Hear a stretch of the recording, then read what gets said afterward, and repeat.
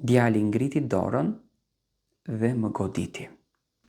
Mirëmbrëma të dashur miqtë e mi, mirëmbrëma të nderuar ndjekës, ja ku po takohemi sërish së bashku me mua Tirona Lilin për të ndarë rrëfimin e radhës. Ky rrëfim është shumë i tmerrshëm, me thënë drejtën unë nuk i dua fare këto rrëfime. Dua të them që i urej. Është dhimbja e një nëne. E dini çfarë është mëkati më i madh në këtë jetë? Dhe që kot jeton pas asaj. Të vesh dorë mbi nënën tënde. Dhe historia e zonjës Liri është kjo. Djali e ka rrahur zonjën Liri dhe e ka dërguar në azilin e pleqjve. Dëgjoni rrëfimin, janë fjalët e kësaj nëne, e cila me lot në sy, besonim ka treguar këtë rrëfim, edhe pse tha ka vite që ka ndodhur, por ajo fotografi nuk më hiqet fare nga sy, sepse prindërit nuk e presin kur nga fëmijët në gjest të tillë. Quhem Lirie dhe sot jam 72 vjeçe. Po e tregoj këtë histori me lotët në sy, sepse kur nuk e kisha menduar që fundi i jetës time do të ishte kështu.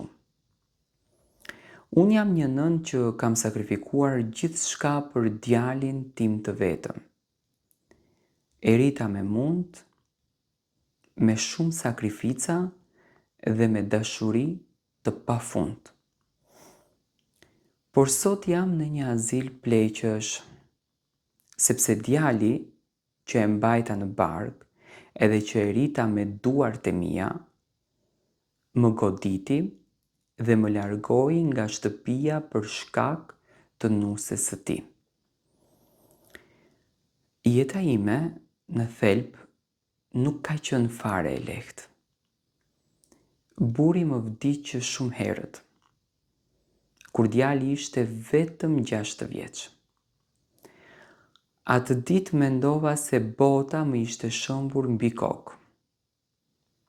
Por kur pash djalin tim që më shikonte me sy të mbushur me frikë, vendosa që të bëhem e fortë. I thash vetes se nuk kisha të drejtën që të dorëzohesha. Duhej të arrisja të fëmijë dhe duhej ta bëja burr jashtëzakonisht të mirë. Punova çdo punë që gjeta. Kam pastruar shtëpi, kam larë rroba për të tjerët, kam punuar në arë dhe shpeshherë kam fjetur pa bukë vetëm që djali im të mos ndjente mungesë. Kur ai ishte i vogël, shpesh më thoshte nën, kur të rritem, do të bëj mbretëresh. Ato fjalë më jepnin forcë që unë të vazhdoja përpara. Vitet kaluan dhe djali im u rit. U bë djali bukur edhe u bë tejet punëtor. Kur martua unë nuk gëzova shumë, mendova se shtëpia jon do të mbushej me shumë dashuri. Kur nusja hyri për herë të parë në shtëpi, e prita me zemër të hapur. I thash bi, kjo shtëpi tani është edhe e jotja.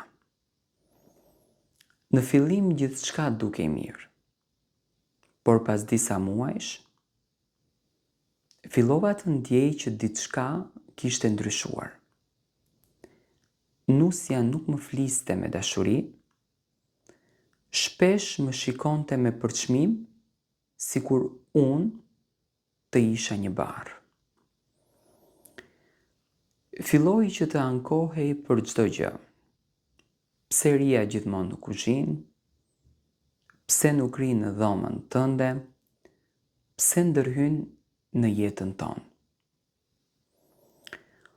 Unë përpiqesha të mos të flisja shumë. Thosha me veten time, është e re. Ndoshta do të mësohemi me njëra tjetrën.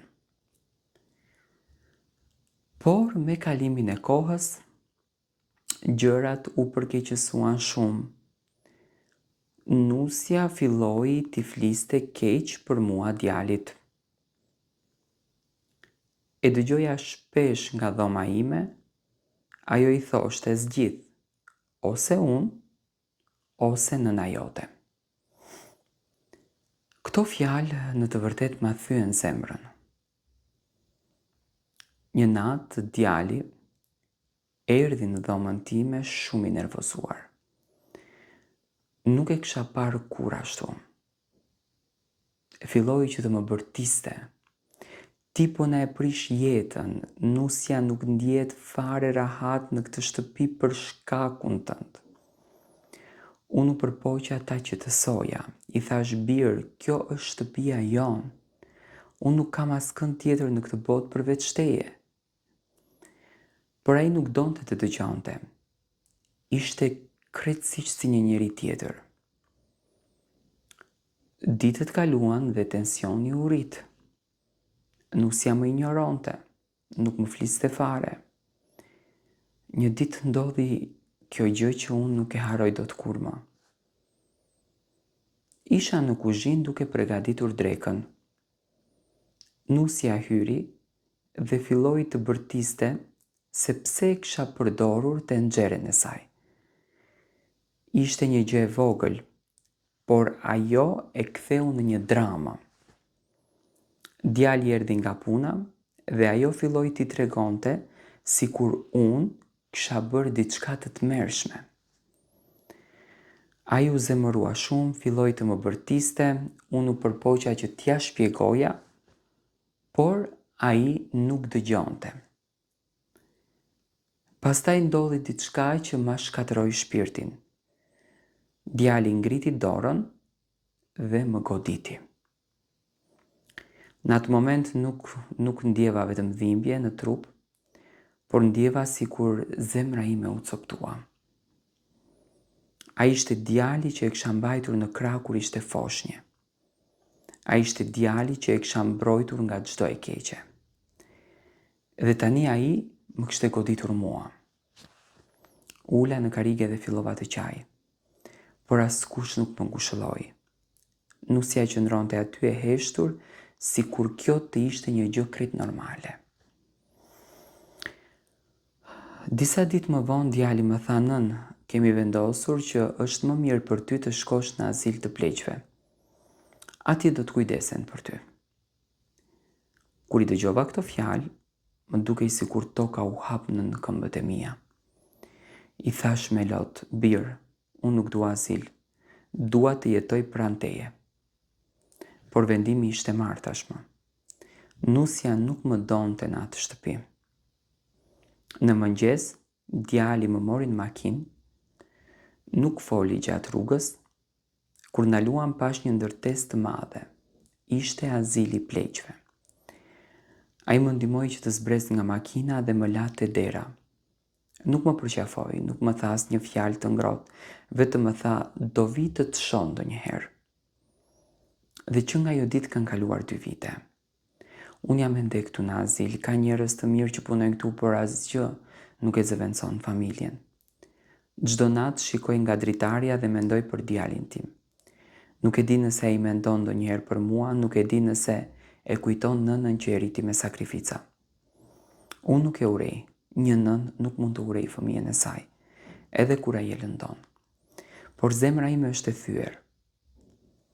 Unë uroj me zemër që i mbirë të gdhendet dhe t'i kthehet nënës. Dhe mesazhi im në fund të kësaj historie është ky që je i ndikuar dhe nuk e kupton, por një ditë ta kuptosh gabimin më të madh që ke bërë në jetën tënde, sepse nëna është e bekuar nga Krijuesi në universin që ne jetojmë.